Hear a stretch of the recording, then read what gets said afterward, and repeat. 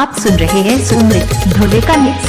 हाय रे हाय रे हाय रे टूरी हाय रे हाय रे। आप सुन रहे हैं सुमित धोले का मिक्स। हाय रे टूरी हाय रे ए टूरी हवे न तबाही काला काला गोसैया बनाही। ए टूरी हवे न तबाही काला काला गोसैया बनाही।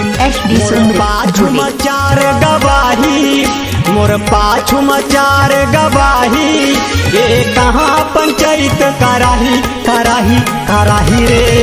ए टोरी हवे न तबाही काला काला गोसैया बनाही। ए टूरी हवे न तबाही काला काला गोसैया बनाही। क्या नाम है आपका? Mix by DJ HD Sumit Dhurve.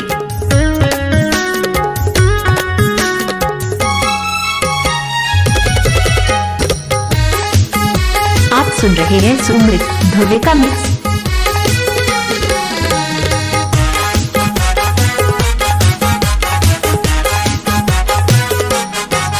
टूरी लाल स्कूटी माया थे टन टन ये हरन दबा थे।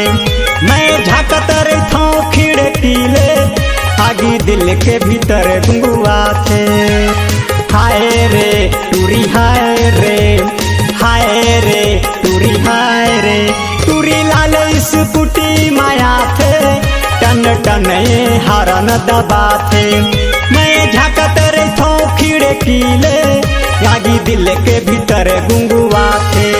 मोला फोकट के दोषी बनाते मोला फोकट के दोषी लगाते बिना गलती के डांड पराही पराही पराही रे।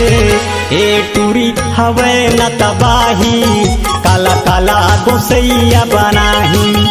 ए टूरी हवे न तबाही काला काला गोसैया बनाही रे।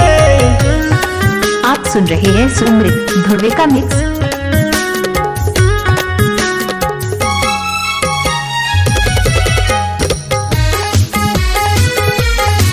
अच्छा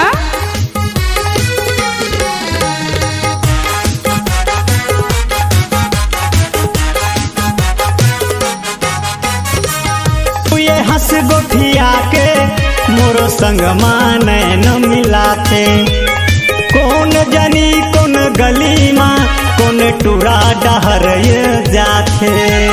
हाय रे टूरी हाय रे हाय रे टूरी हाय रे। कबू ये हंस गोठिया के मोर संग माने न मिलाते। कौन जनी कौन गली माँ कौन टूरा डहर ये जाते। एक हर चाल ढाल हलगत है एक हर चाल चलन हलगत है। टूरी एक दिन चक्कर खाही ए खाही ए खाही रे। एक टूरी हवे न तबाही काला काला गोसैया बनाही।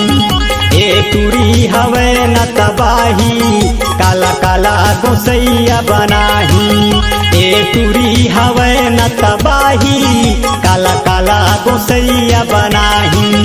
ए टूरी हवे न तबाही काला गोसैया बनाही काला काला गोसैया बनाही। धुर्वे का पुकार माँ का आशीर्वाद गाँव तबल पानी।